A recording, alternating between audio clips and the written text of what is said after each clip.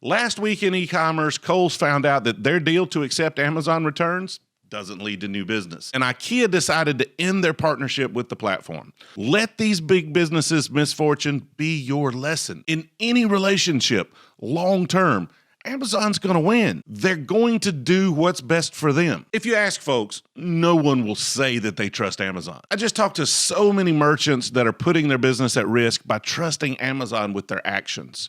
So pull yourself up a chair and let's talk about it. If you're selling on Amazon, don't put your business at risk. They don't care about you. They can put you out of business so fast you can't even imagine and not even break a sweat. Before we get into how all of this applies to your business, let's take a look at these news stories from last week, how they screwed over these big brands so that we can see how it affects those at scale. Earlier last year, Kohl's announced that it would be expanding its pilot program of accepting Amazon returns at all of its stores. They were understandably excited about it. It's often difficult to get consumers into your store thinking about your brand. Theoretically, anything that draws them into the store, even if it is a return for another merchant, would lead to an increase in sales. You'd think that at least a small percentage of those would browse while they're in the store and pick up a few things. At worst, it'd elevate your brand in their minds after they visited your store and perhaps think of you when they need something you sell.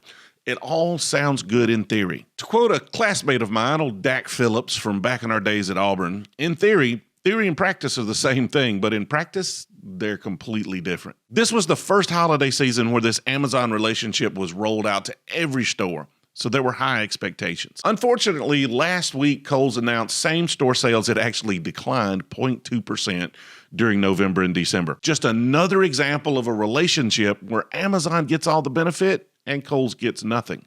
Okay, before someone posted in the comments, I understand maybe Kohl's would have lost a whole lot more and the Amazon relationship saved them. Perhaps. But it still wasn't the windfall that Kohl's was expecting. IKEA is just the latest big brand to decide to end its official relationship with Amazon, following in the footsteps of Nike just about a month ago. And here's the problem that keeps driving these brands away. Amazon's marketplace is its secret weapon.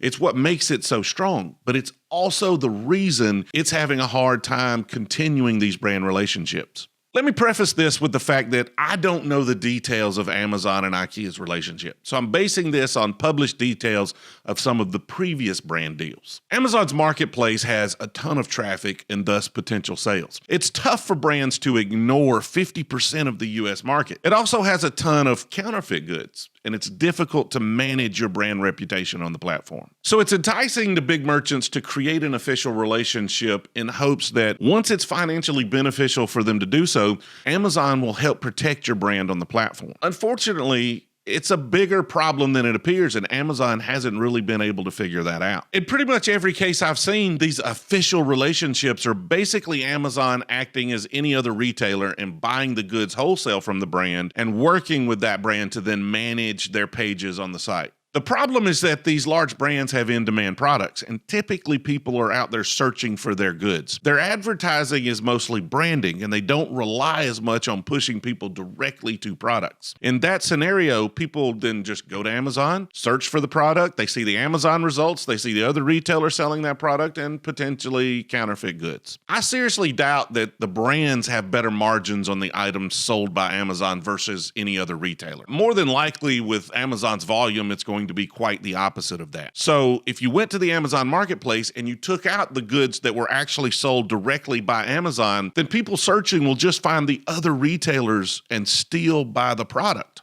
And the fact that the brand probably has a higher margin on those sales probably makes up for a lot of the sales they may miss by not having Amazon actually push their products. And what all of that really means is, to the brands, the benefits of being on Amazon are not wonderful.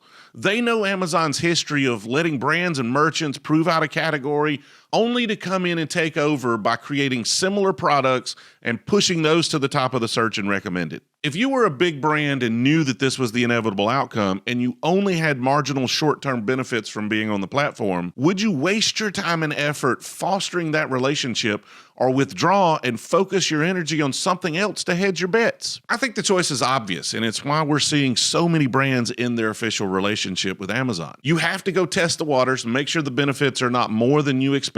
Turns out it's not.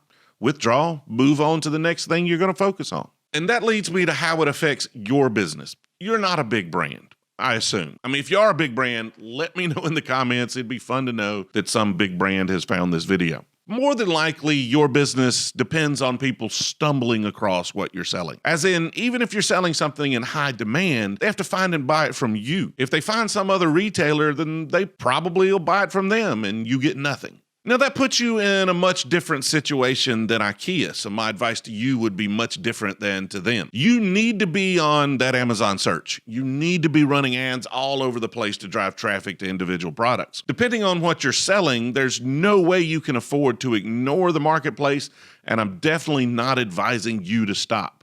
This may reveal a little too much about my musical taste in the mid-90s, but in the words of the rapper Too Short, you should be getting it, get it while the getting is good.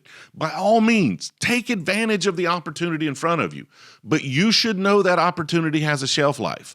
Sooner or later, that opportunity is going to get cost prohibitive or dry up completely when Amazon decides it wants those sales for its products. The problem is that I talk to too many merchants that are having success with Amazon, whether it be Amazon FBA, dropshipping, whatever they're doing. They're doing quite well. Unfortunately, they're falling into a trap. This is a huge problem with young entrepreneurs that are really just getting their e-commerce businesses started and have focused their entire business on Amazon. I can't tell you how many gurus I've seen on YouTube that advise you not to worry about building your own website. That's just a waste of money. That's short-sighted advice. Amazon's a gold rush, but sooner or later, that gold rush is going to dry up for most of us. At that point, if you haven't been investing in other channels, then your business is going to be in real trouble. It's difficult. It's hard to justify spending money on channels that aren't working as well as others, instead of just sitting on all that profit. You need to have a long-term vision and understand that having all of your eggs in one basket is a major risk for your business. Get out there, identify your other opportunities, and start pursuing one of them. Let me know your thoughts in the comments of this video. Do not let my opinion be the only one that's heard. Go ahead and hit that thumbs up button for me, see if we can't trigger that YouTube algorithm. If you're serious about growing your e-commerce skills or staying up to date with the latest e-commerce trends, then consider hitting that subscribe button, tapping that notification bell while you're at it so you'll be notified each and every time we put out new content. I appreciate you watching, and I'll see you next time.